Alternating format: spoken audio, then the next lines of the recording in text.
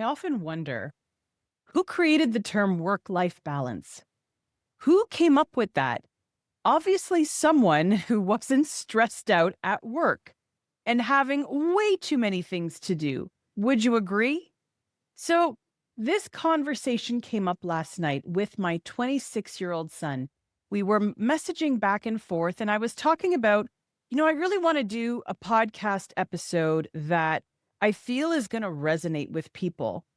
And he answered me back, you know, I'm still struggling with work life balance every now and then.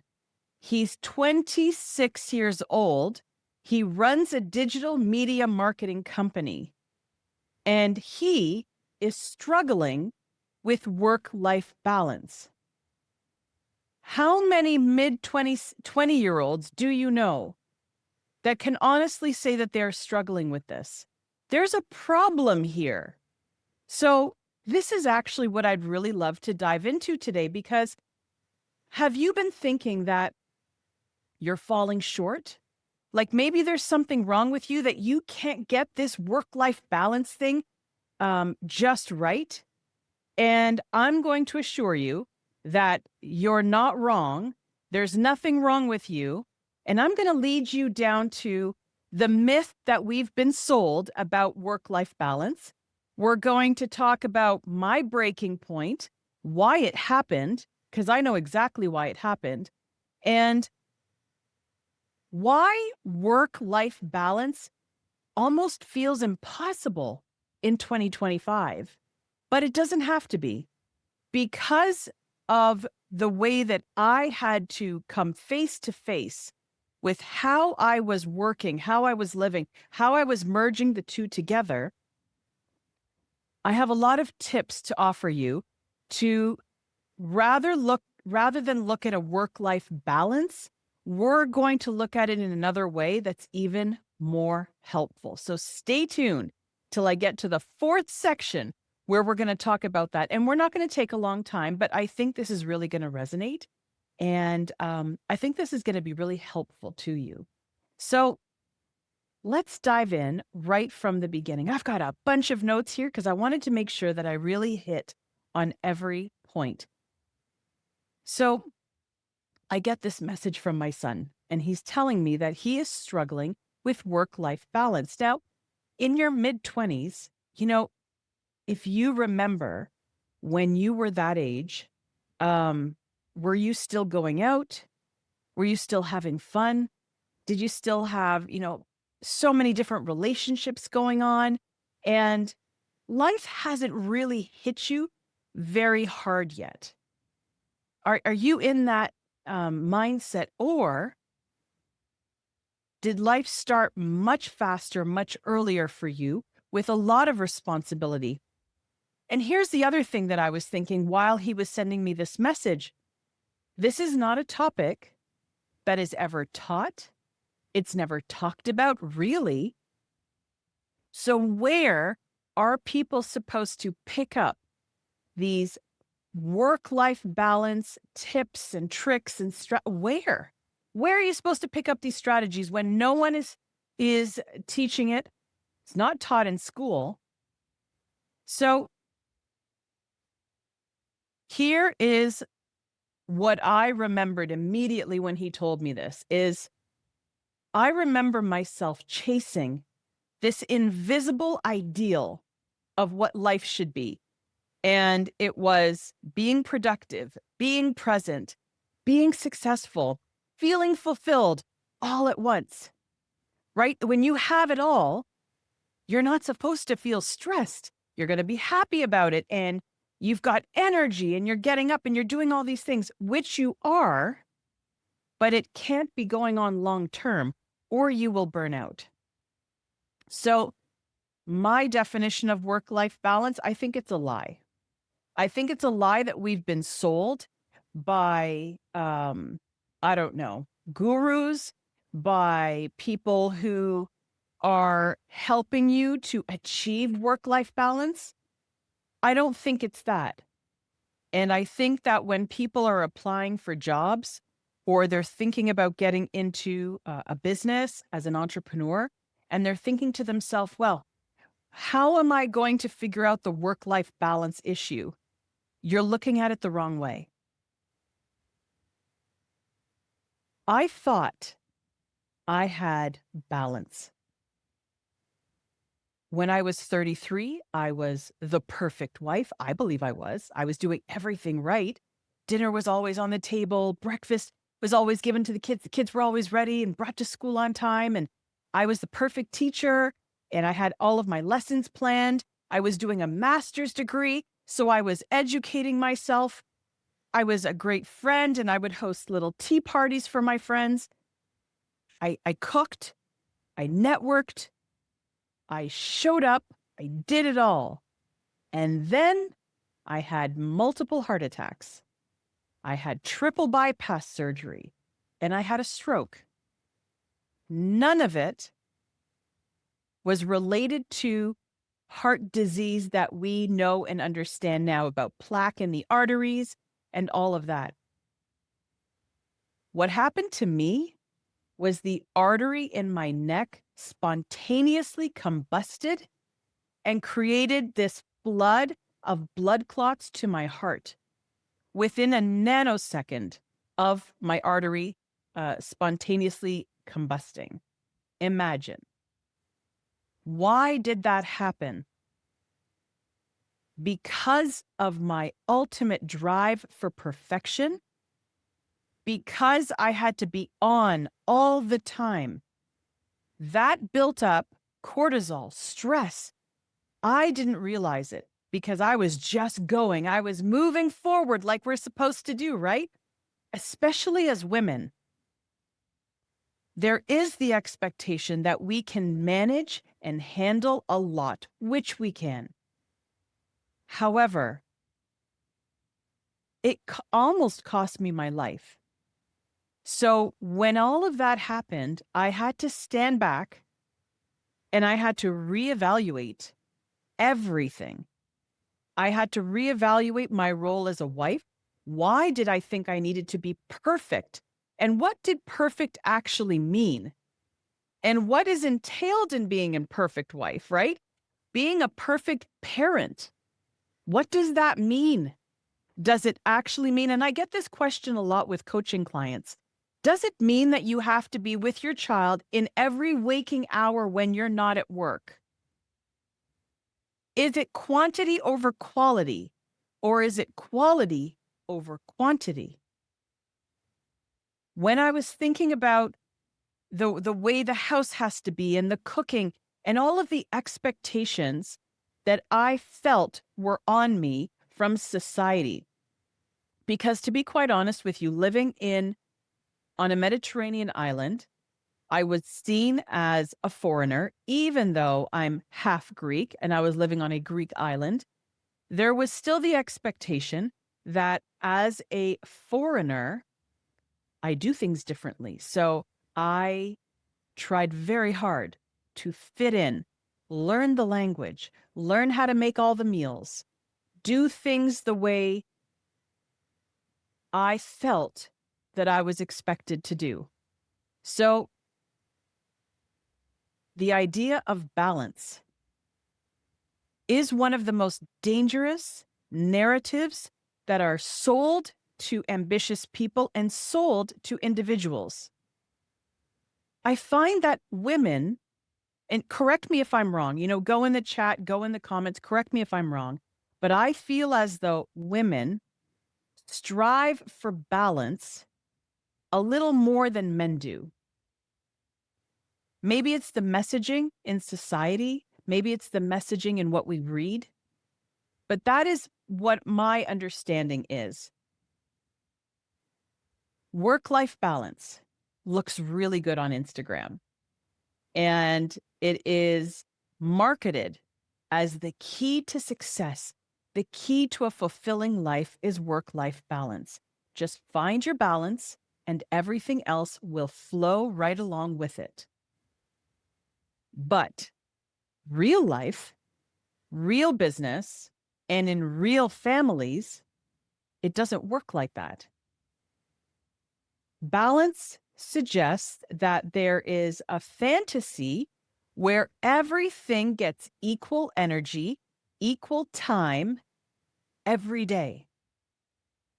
When was the last time you were able to apply equal energy and equal time, equal focus to everything in your life?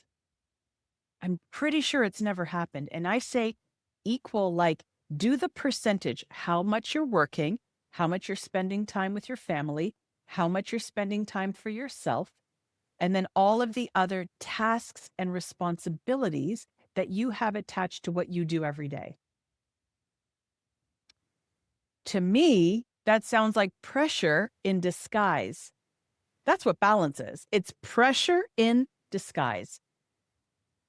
So, is it a performance?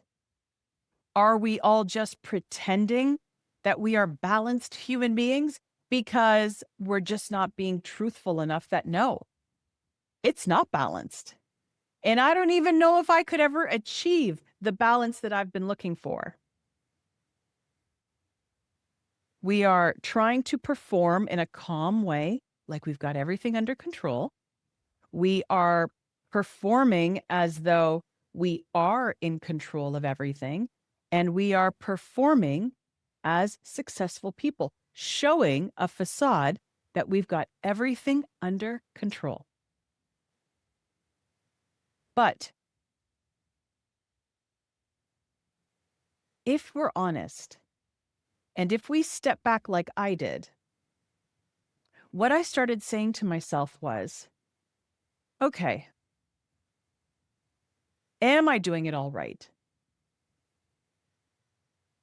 Are my children struggling?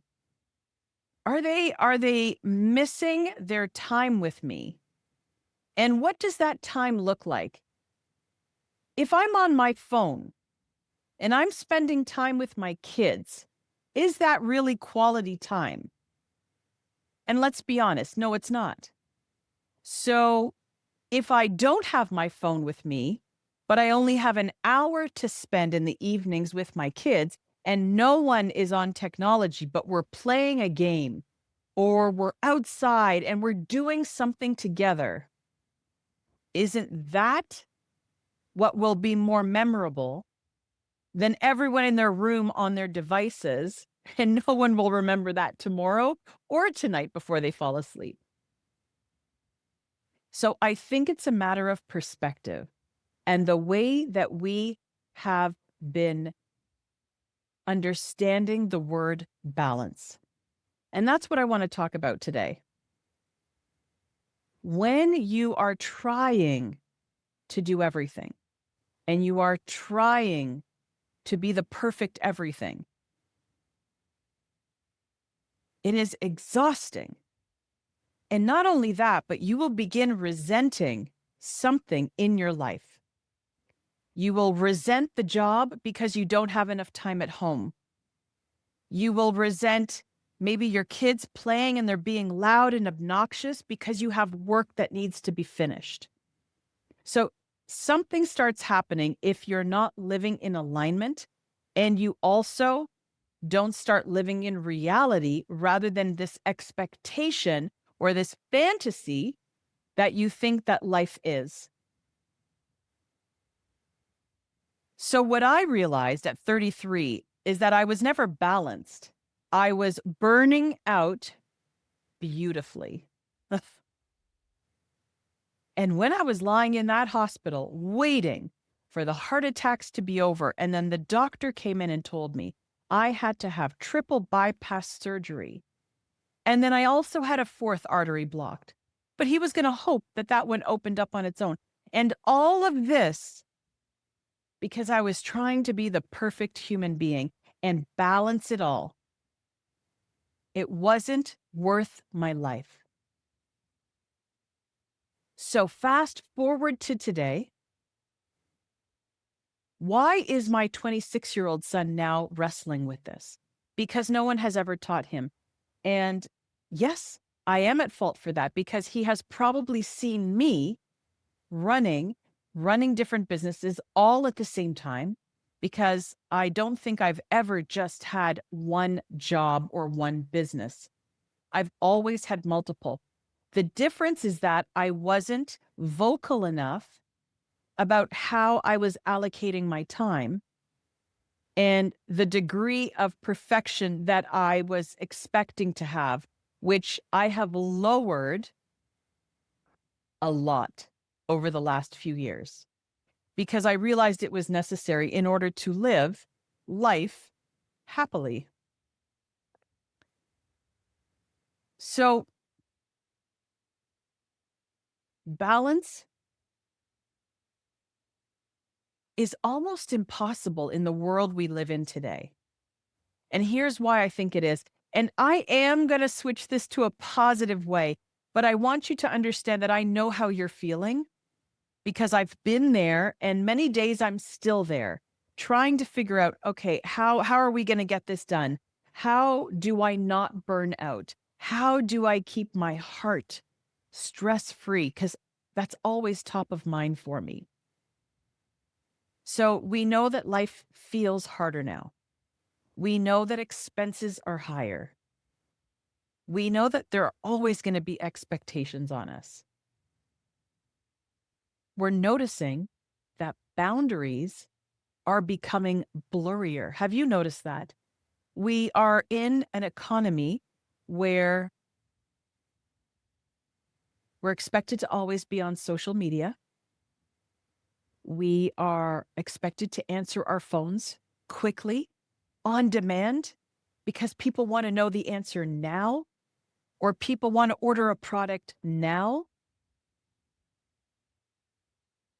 We are always supposed to have our phones on. So when you go on vacation and let's say that it says, I'll get back to you in a few hours, they will just go find somewhere else. Loyalty to a business, loyalty to a product, loyalty to each other doesn't seem to be as strong as it used to be. And again, correct me if I'm wrong if you haven't noticed these things, but I say these things because I have been speaking to a lot of people over the last 5 years, particularly since the pandemic.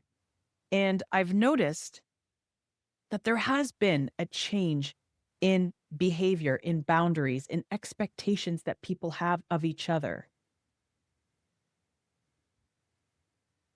So, what I've noticed is that the system that we live in rewards our output, how much we can get done, how quickly we can get done, and in how many ways can it get done, but it doesn't reward our wellness. When someone says that they're taking me time, it's almost like, oh my gosh, what a luxury. Look at what they're doing. Oh, they're out at a spa. Me time, self-care, taking a step back, taking a pause is actually what should be part of our balance routine. So what is the alternative to work-life balance? Now we're going to swing on the positive side of all this, okay? So what is the alternative? This is actually after the first part of the conversation that I was telling my son. The next part of the conversation was we live in seasons. And really, that's how we need to look at balance, is living in a season of time. So here are the seasons that I live by and I coach by. We have the building season. And this is when you are out there and you are creating and you are building a business or you're building a career, building a family. You know that you're in action and the energy is flowing. It's all part of it. I am launching another new business and I plan on launching it next week. So for the last few weeks, I've been in building season. I'm not expecting that I'm going to have loads of time, downtime, and so on. But knowing that, I also know how to read my body and when to relax. During all this, we're also doing work at home. So I sanded 2,000 square feet of deck, and I've already stained, so 2,000 twice, 4,000 square feet of deck because I had to do it twice. And I have one more coat that I want to do. Do I get tired? Yes, but I also know my limits. And I also know when it's time to take a break. But here's what I do. At the same time that I'm doing something active like that, working outside, I'm listening to podcasts, which I love doing. So I am mixing what I love with an action that I need to take. Building the business. Am I sitting on my computer after dinner when normally I don't work? I am. But it's because I'm in that mode where I feel energized creating this startup business. Because I know it's going to impact so many businesses. You know, visibility is a massive topic right now because it is so hard to be visible in an environment of noise. And so that's what I'm building. I am building a visibility machine for businesses who are tired of feeling invisible online. If you want to know a little bit more about that, put a note in the comments, and I may give you a sneak peek at what I'm creating. So coming back to the seasons, so building season, it's okay to keep going. Just know your limits. Number 2 is recovery season. This is when you rest, you protect your energy, you're going to reconnect with your health, and you're going to pull back on purpose. Not because you've gotten sick, not because you have to take care of someone else, but because this is a season of rest. Now, a season may be a week or two. It doesn't have to be months. If you happen to have 1 week, which is go, go, go, fully into action, and you've had very little time to yourself, make sure that the following week becomes your recovery season, where you're spending a half day just going a little bit slower. Maybe you're taking a whole day off where you're just resting your body. This is what I mean by seasons. And this is what I was explaining to my son, that you're going to start living in seasons rather than this expectation that everything has to be balanced. If I worked this many hours, then I need to rest this many hours. Life just doesn't work like that. The third season is reflective season. And this is really important to create that life that you really, really want. You know, this life that you envision in your mind, where you say, you know, this is what I'm working towards. I'm not working just to pay my bills. I have this beautiful vision of a life that I'm trying to create. So during that reflective season, as I call it, and maybe it'll just be over a weekend, like myself, while I'm sanding the deck, while I'm listening to a podcast, my mind is working because it has time to think while I'm sanding the deck. It has time to relax. And I don't listen to a podcast the entire time. I'll listen to a 1 hour and then I'll sand for another 2 hours because your mind processes things. And so that's what I want to explain to you is that when I talk about seasons and when I talk about what you need, it's not going to Aruba for 2 weeks, even though, trust me, I'd be there in a second if I could.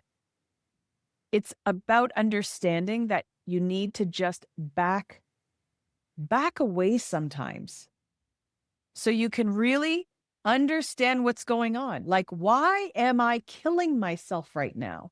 Why do I think I need to be the perfect fill in the blank? Why do I feel the need to be the perfect mother? The opposite of a perfect mother isn't a bad mother. It is a good mother who also knows how to take care of themselves and everything else around them. And number 4, it's harvest season. So this is when you take in the reflection that you've done You now have re-energized after the recovery that you've done, and you are now going to move forward a little more aligned with a little more focused energy and not this chaotic drive to just keep going and going and going. I have met a lot of people who have chaotic drive. And when you talk to them, they are not focused.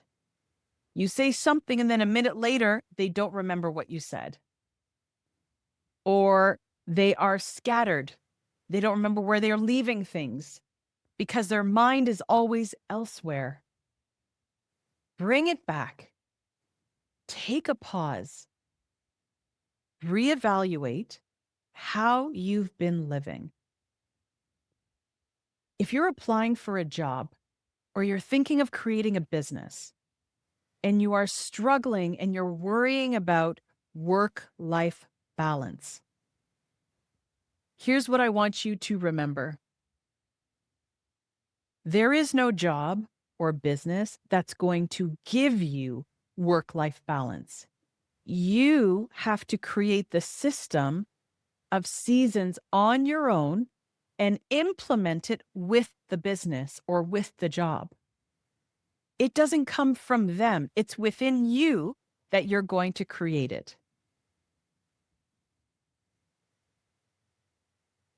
Most people stay in the season of building and never manage to get to the other seasons.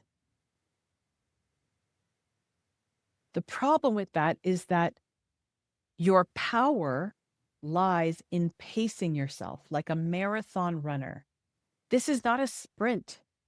Life isn't a sprint. Life is a marathon.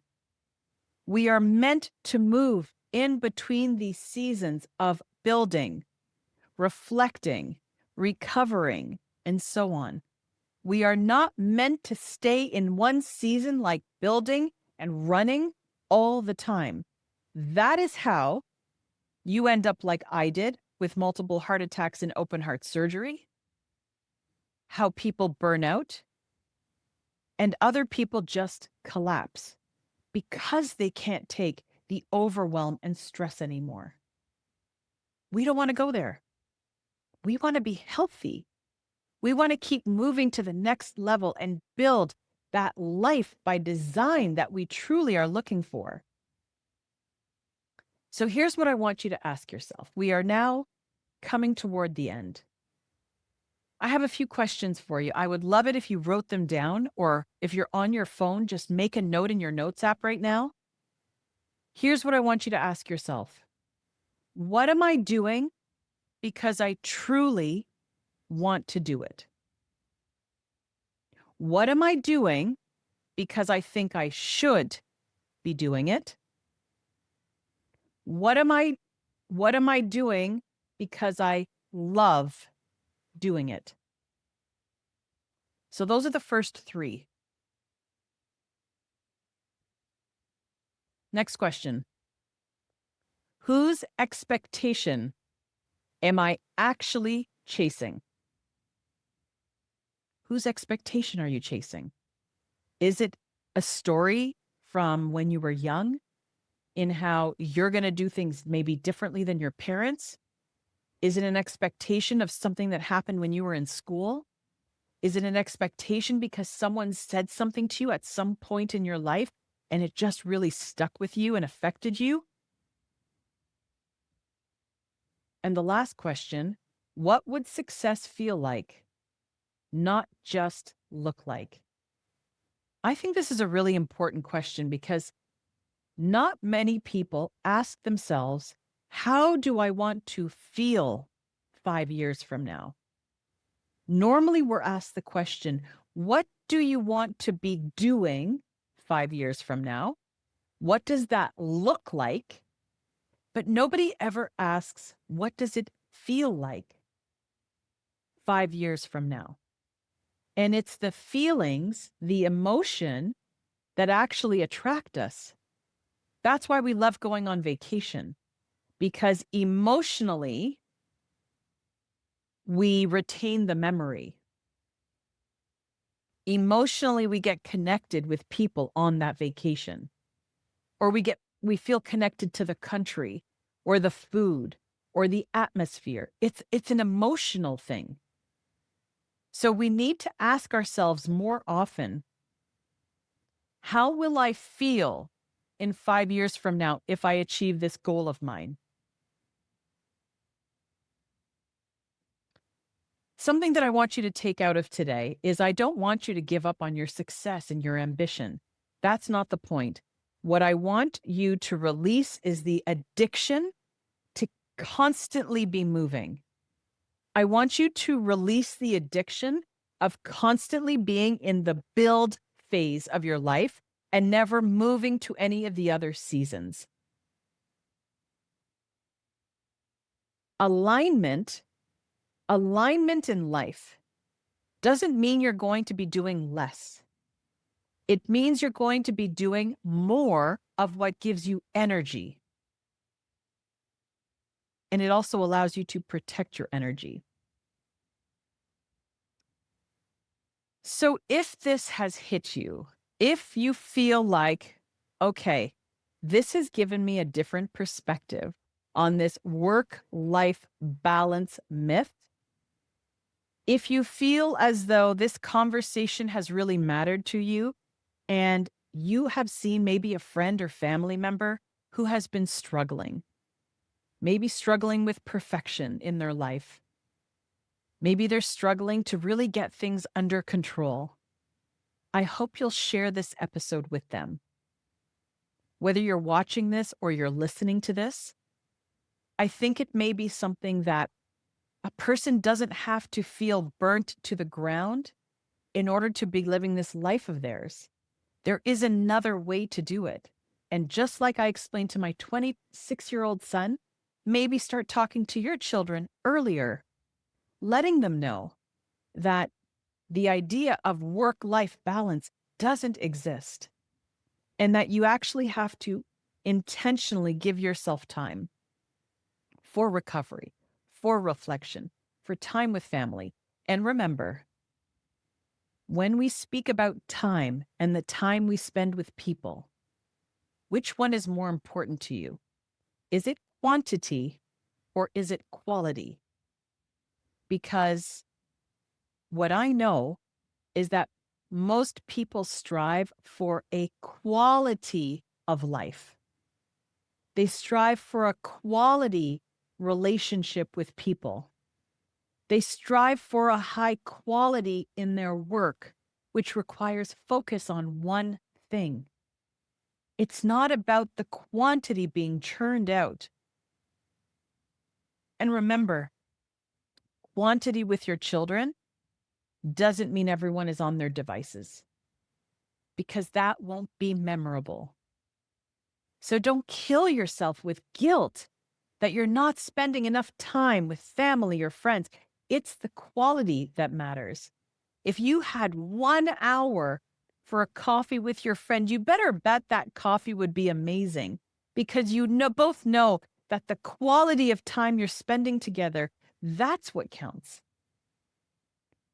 If you are ready to go deeper and you would like someone to help guide you through this, reach out to me, book a discovery call, which is in the link below. And if you want to know what this new business I'm creating is that will give businesses the visibility that they're finally waiting for, that they don't have time to figure out themselves, write me a message below and I'll give you a sneak peek. I will see you next week where there will be a guest with me, and it's going to be a great episode. So wishing you well. There's going to be another short episode after this on AI, and I'll see you again next week. Bye for now.